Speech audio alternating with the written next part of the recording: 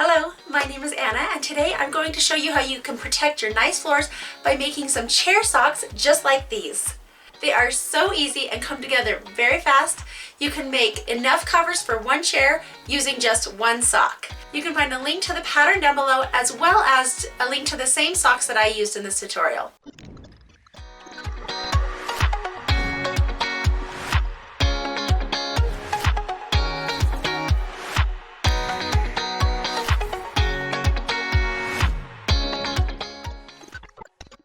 You'll need the following supplies.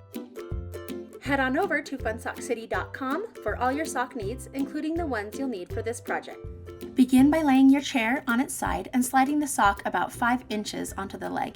If you do it this way and use these same socks, you should be able to make 4 chair socks from one sock. I then pinned the sock down the middle to see if I could do 1 chair sock for each side, then tested it on my chair, and I saw that it worked really well.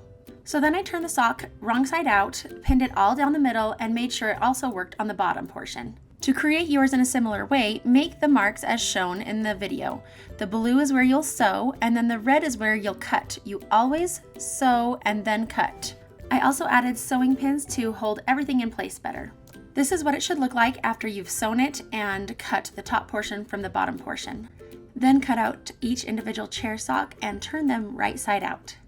The 2 chair socks that came from the bottom portion will have raw edges. You can leave them as is, or you can add a strip of glue along the very top edge and then flip that top edge over, creating a finished edge. Repeat that same process for the other raw edge sock.